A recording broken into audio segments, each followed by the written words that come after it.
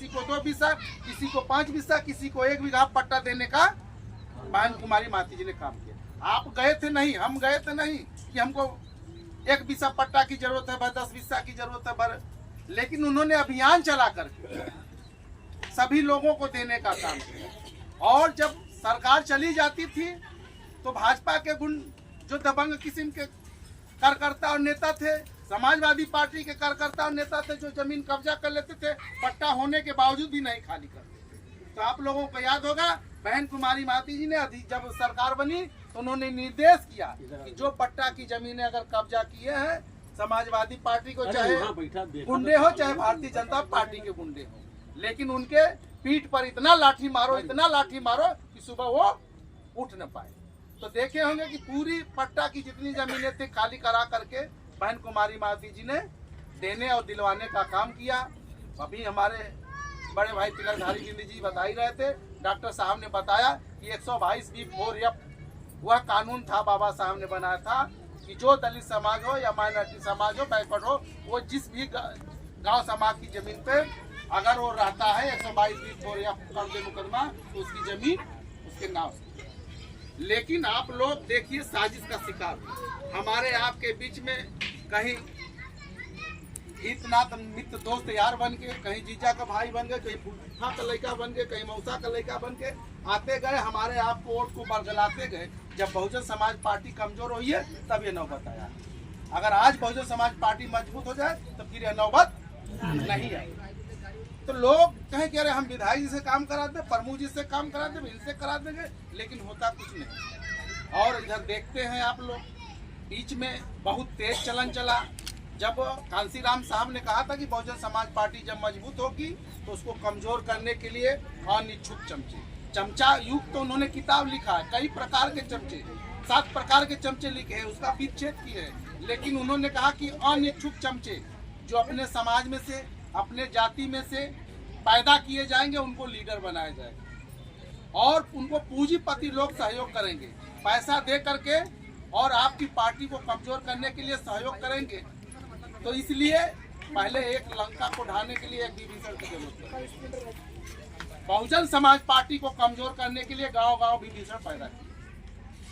सभी देखे होंगे, सभी जाति के लोग मिल करके बहुजन समाज पार्टी के खिलाफ चुनाव लड़े, चाहे कांग्रेस के साथ थे चाहे भारतीय जनता पार्टी। एक दल के साथ 28 दल था तो एक दल के पास 32 पार्टियों का संघ।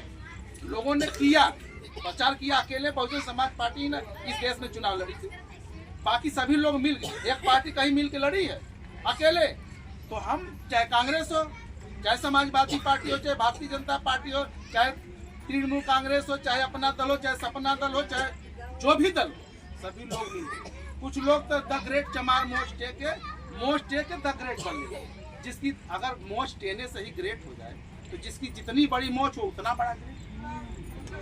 अरे ग्रेट तो तब होगा बाबा साहब के बताए हुए रास्ते पे होगा।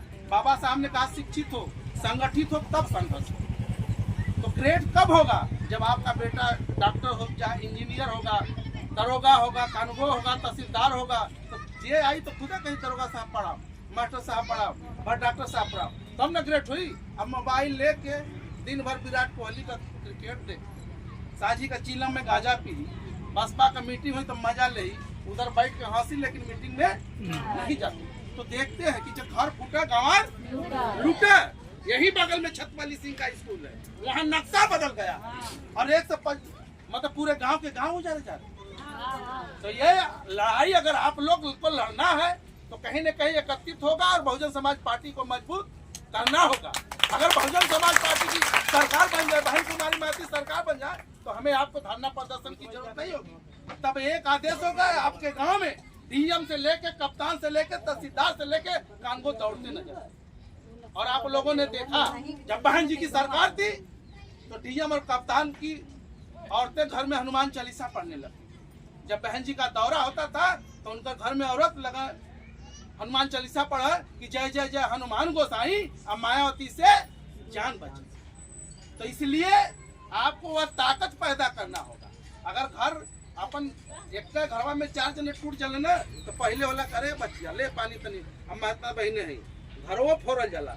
जब घर सहमत होला ना तो कहे कि अरे फलनिया के तो बहुत नहीं मिलत तो के खाए के नाम तो घर फोड़ा जाता है। जब आप संपन्न व्यवस्थित होंगे तो घर को फोड़ा जाता है, तो इसलिए तोड़ा गया।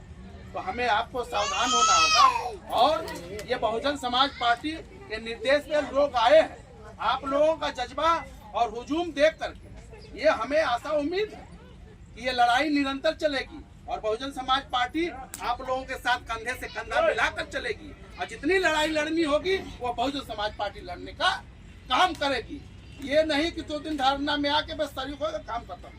अगर आपकी लड़ाई लड़ना है तो अंतिम दम तक बहुजन समाज पार्टी लड़ने का काम करेगी, चाहे कानूनी अधिकार हो चाहे जो भी हो। अगर आते हैं अधिकारी कर्मचारी हटाने के लिए तो कहिए पहले वो स्कूल के यहाँ से जहाँ नक्शा बदले हैं वहाँ बनाइए, तब हम यहाँ लौटेंगे। तो इसलिए हमें अफसोस के साथ कहना पड़ा कि हम लोग सरकार की सभी भागीदारी करने वाले तो गांव का गांव ये उजाड़ रहे हैं, लोग पूंजीपति के इशारे पे उजाड़े जा रहे हैं। तो हमें लड़ाई निरंतर लड़ेंगे कि हम ही कुआं खोदते फिरेंगे, हम ही पे पानी हराम होगा, हम ही को कातिल कहेगी दुनिया, हमारा ही कत्लेआम होगा। हम ही कुआं खोदते फिरेंगे, हम ही पे पानी हराम होगा।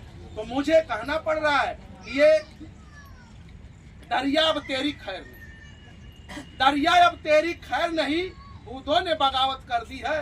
ये तलवार तुझे झुकाना होगा, क्योंकि गर्दन ने अब बगावत कर दी है, गर्दन ने बगावत कर दी। तो माता बहने की सुनी को निकल जाए, माता बहने जब आगे आ जाए, सरकार की कितनी ऐसी सरकार की कितनी ऐसी की तैसी हो जाएगी, वो कब्जा क्या करा पाएंगे। ये लड़ाई निरंतर बहुजन समाज पार्टी आपके साथ कुर्बानी देने के लिए तैयार रहेगी।